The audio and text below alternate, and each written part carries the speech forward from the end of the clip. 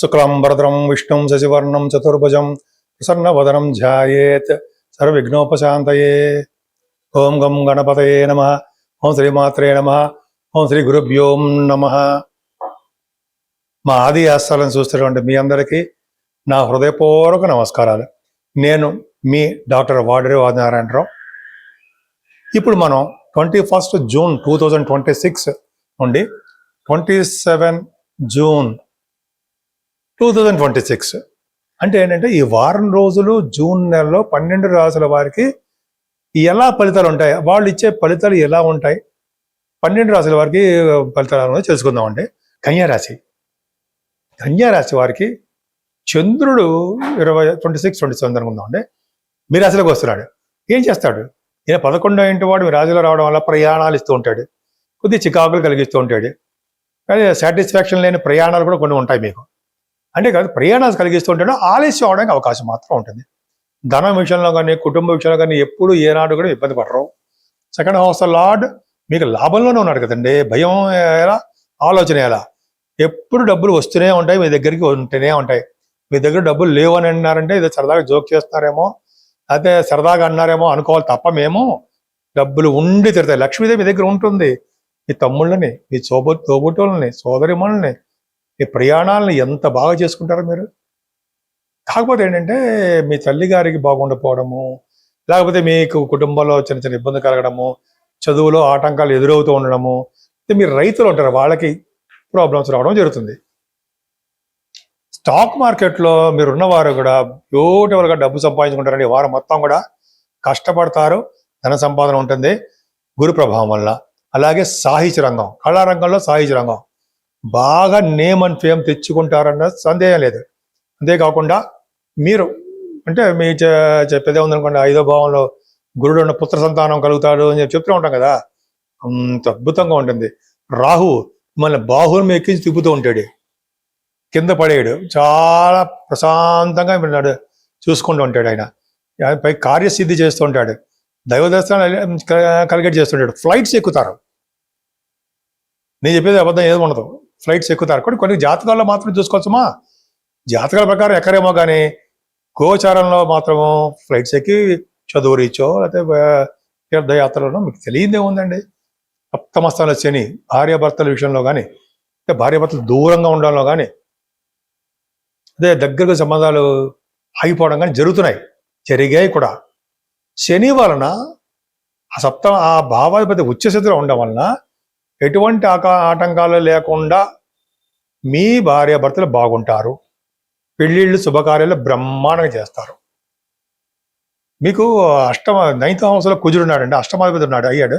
అయినా 9th హౌస్లో కుజుడు రియల్ ఎస్టేట్ వ్యాపారాల్లో బాగా సక్సెస్ అయ్యేట్ చేస్తుంటాడు. Electricity, electronics, electricals components, software, కొన్ని ఉదాహరణ చెప్తాను అనుకోండి, వాటిల్లో మీరు బిజినెస్లో బాగా రాణిస్తారు. దశమంలో రఘుబుధులు ఖచ్చితంగా యాక్టర్స్ గానో, డాక్టర్స్ గానో, లేకపోతే ఫైనాన్స్ సంబంధించిన ఉద్యోగాల్లోనో, గవర్నమెంట్ ప్రొఫెషన్ ఖచ్చితంగా ఉంటారు మీరు. అదే సాఫ్ట్వేర్ రంగాల్లో మీ ఉద్యోగాలు బాగుండడానికి అవకాశం ఉన్నాయి. లాభంలో గురు శుక్ర చంద్రులు మాట్లాడండి. 22వ తారీఖున 11 ఇంట్లో ఉండే ద్వితీయాధిపతి 11 ఇంట్లో ఉన్నాడంటే ఈ వారం మొత్తం కూడా డబ్బులు బాగా ఉంటాయండి. అలాగే తెలియదు మరి. ఐశ్వర్యము, అదృష్టము, తృప్తి మీకు ఉండి తీరతాయి. ఇది కాన్ఫిడెంట్గా చెప్తున్నాను. గురు బుధ చంద్రులే కారణం. అదృష్టం అండి. నీ పరిస్థితి ఎప్పుడు డబ్బులు ఉంటాయి, ఎప్పుడు లేకుండా ఉండవు. అదృష్టం మీ తోడుగా ఉంటుంది. కార్యంతో ఉత్సాహంగా ప్రతి పని ముందుకు చేస్తూనే ఉంటారు, కానీ డబ్బులు ఎక్కువ ఖర్చు పెట్టేస్తూ ఉంటారు. నమస్కారం అండి, నా పేరు వాడేరు ఆదినారాయణరావు. ఇంతకుముందే మన జాతకాలు చెప్పినట్టుగానే మీ జాతకాలు చూపించుకోవాలనుకుంటే మీరు date of birth, time of birth, place of birth కూడా ఉండి ఈ కింద నెంబర్ ఫోన్ చేస్తే నేను తప్పకుండా అటెండ్ అవుతానండి. ఫోన్ లిఫ్ట్ చేస్తూ ఉంటా, ఏదో మాట్లాడుతూ ఉంటా. అలాగే మీకు కొన్ని సందర్భాల్లో కొంతమందికి వాస్తు సంబంధించిన డౌట్స్ కూడా వస్తూ ఉంటాయి, అవి కూడా నేను ఖచ్చితంగా చెప్తానండి. అసలు ముఖ్యంగా 12 రాసుల వారు తీసుకోవాల్సిన జాగ్రత్తలు కానీ, చేయవలసిన పూజలు కానీ ఏమైనా ఉన్నాయా ఈ వారంలో చెప్పుకుందామండి. 12 రాసుల వారికి చేసుకోవాల్సినది చాలా ఉన్నాయండి. ముఖ్యంగా ఈ నెల అంటే 24వ తారీఖున దశమి వస్తుంది. ఆ దశమి అంటారంటే దశ పాప హర దశమి అంటాం. 10 రకాలైనటువంటి పాపాలు హరించే దశమి అంటాం. ఆ రోజు విష్ణుమూర్తిని పూజించాలి. అలాగే దానాలు చేసుకుంటూ ఉండాలి. ఆ రోజు పగల భోజనం చేయొచ్చు అనుకోండి, ఈవినింగ్ ఉపవాసం ఉండాలి. సో దశపాప హర దశమిలో ఉండడం వల్ల మన అంటే వాక్ ద్వారా, కంటి ద్వారా, మనసు ద్వారా ఉంటాం కదా, మనం చెప్పుకుంటూ ఉంటాం కదండి పాపాలు. ఆ పాపాలన్నీ హరించే దశమి అంటాం మనం. ఆ రోజు చేసుకున్న పుణ్యాలన్నీ కూడా అంటే దానాలు కానీ, దానం అంటే మంచినీళ్ళ దానం కానీ, అన్నదానం కానీ, వస్త్రదానం కానీ, బంగారు దానం కష్టం అనుకోండి, కొంతమంది అలా దానాలు చేసుకుంటూ ఉండడం. అలాగే శివుడి అభిషేకాలు, విష్ణువుని పూజించడం ఖచ్చితం. అంత పవర్ఫుల్ దశమి అండి బాబు. సంవత్సరానికి ఒకసారి వస్తుంది, అది కూడా జూన్ నెలలోనే వస్తుంది. దశపాప హర దశమి అంటాం. ఇట్టి పద్ధతిలోనూ దశమిని వదలకండి. 12 రాశుల వారు చేసుకునే పూజలు ఇవే. అందుకని విష్ణుమూర్తిని తులసి దళాలతో కానీ, లేకపోతే మల్లెపూలతో పూజించడం వల్ల అద్భుతమైన ఫలితాలు ఉంటాయి. దాని తర్వాత వచ్చేది ఇది ఏకాదశి, పర్ఫెక్ట్ ఏకాదశి, చాలా బ్రహ్మాండమైన ఏకాదశి. అలాగే శ్రీరామచంద్రుడికి, లక్ష్మణుడికి సంబంధించినటువంటి ఇది కూడా ఉంటుంది కదండి. అది ఒకసారి నేను చెప్తాను, వీడియోలో కూడా చెప్పుకుందాం.